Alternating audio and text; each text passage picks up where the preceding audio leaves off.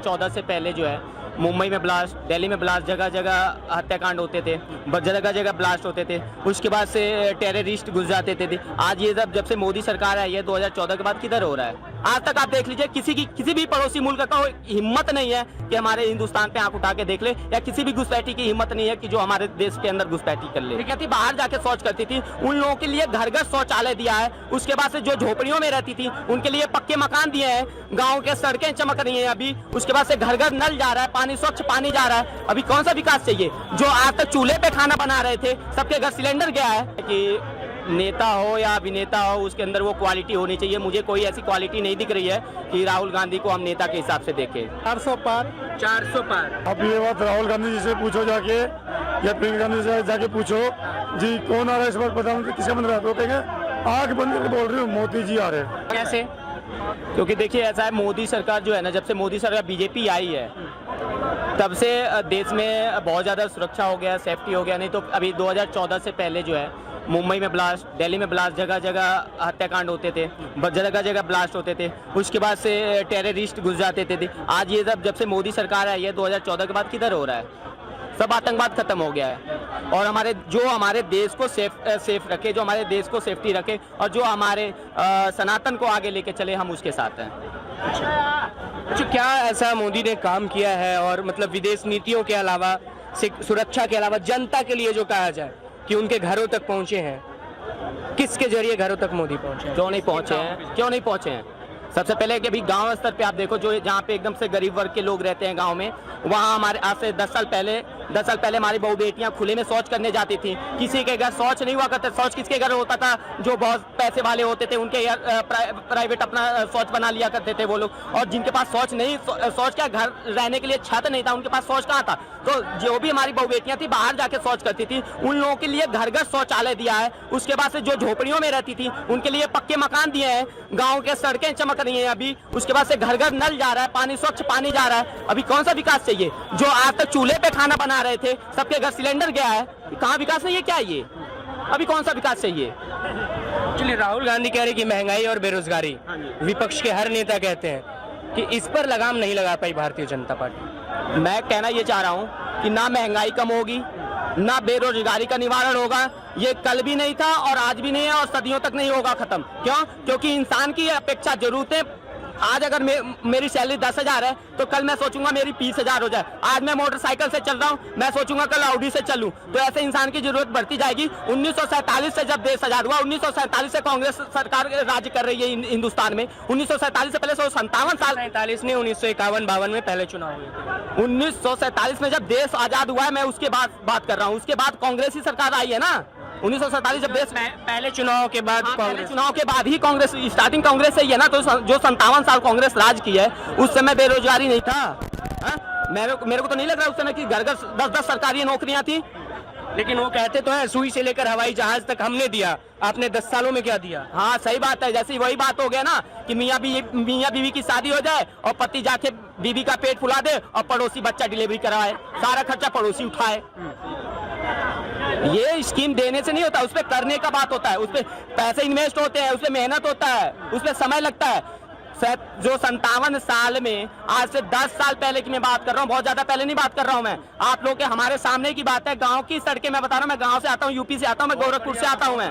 तो गांव की जो सड़कें थी एकदम खड्डे थे, वहाँ पे पानी लग जाती थी। अगर घर में किसी के घर कोई पेशेंट हो जाता था, हॉस्पिटल ले जाते उसकी मौत हो जाती थी। और कोई अगर गर्भवती महिला जाती थी तो रास्ते में डिलीवरी हो जाती, या तो बच्चा और जना दोनों ही मर जाते थे। और आज की सड़कें इतनी स्मूथ है कि जो सफर हम लोग 1 घंटे में करते थे वो 15 से 20 मिनट में हो गया है।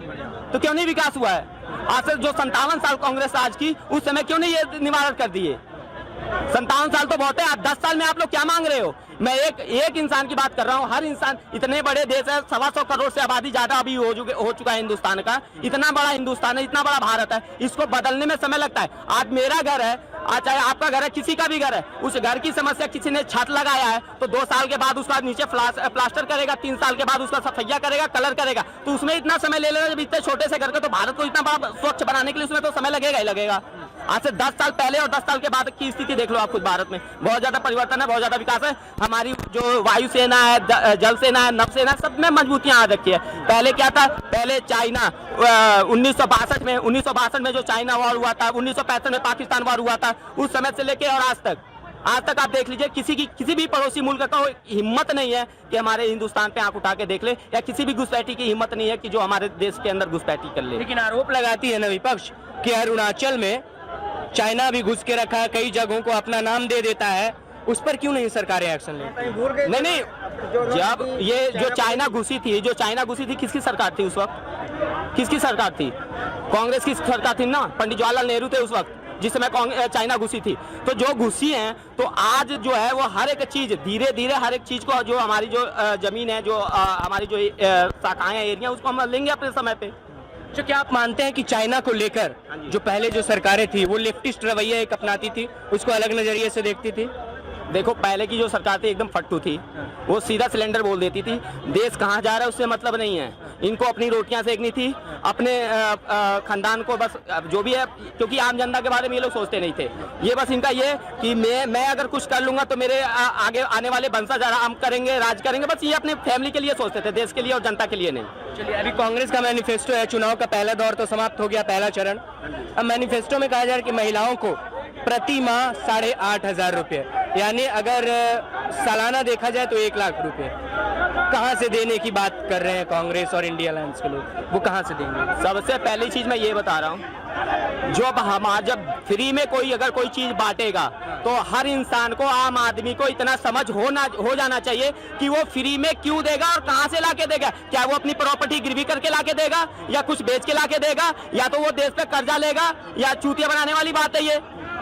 देने का मतलब क्या है? फ्री हमें कुछ नहीं चाहिए, फ्री का हमें कुछ नहीं है। हमें अपने आप पे आत्मनिर्भर होना चाहिए। हमें नहीं चाहिए 8,000 या 10,000। ये मीठी गोलियां नहीं खानी है हमें, जो ये कांग्रेस सरकार जो मीठी गोलियां दे रही है 8,000 की और सालाना 1.25 लाख की, 1.5 लाख की, ये इस प्रोपोगंडा में आना नहीं है। हमें स्वयं आत्मनिर्भर बनना है, हमें अपने कमाई का खाना है, बस हम अपने आप से मतलब रखना है। क्या जो मोदी सरकार पर आरोप लगते थे जुमला फेंकने का, क्या इंडिया अलायंस के मैनिफेस्टो में वो जुमला भी झलक रहा है?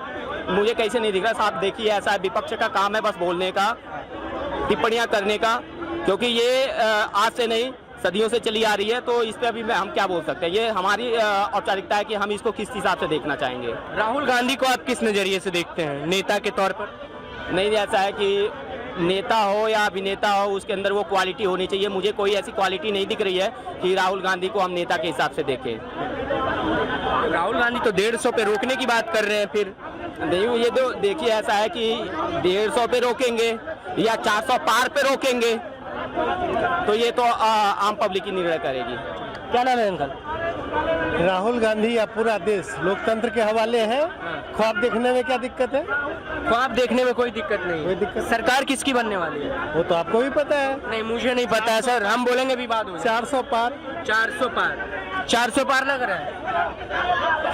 आप ये बात राहुल गांधी जी से पूछो जाके, या प्रियंका गांधी से जाके पूछो जी कौन आ रहा है इस बार प्रधानमंत्री, किसका बन रहा है? तो कहेंगे आंख बंद करके बोल रही हूँ, मोदी जी आ रहे हैं। वो भी मोदी जी बोलेंगे? वो भी मोदी जी बोलेंगे। वो तो कह रहे हैं 150 पे रोकेंगे मोदी जी। आप ये देख लो, ये लोग कह रहे हैं बेरोजगारी है, महंगाई है। 10 साल से मोदी जी आए हैं। 10 साल से पहले ये सरकारी नौकरी कर रहे थे, अब खत्म हो गया सरकारी नौकरी।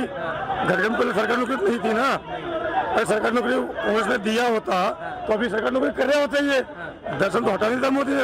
अगर मैं नौकरी करूंगा मोदी आगे हटा नहीं देगा मुझे। जनता 400 पार देने को तैयार है। बिल्कुल। चलिए, शुक्रिया। ये थी जनता की राय। आगे भी देश दुनिया की तमाम खबरें दिखाएगी द लोकसभा। तब तक ले दीजिए हमें इजाजत। धन्यवाद।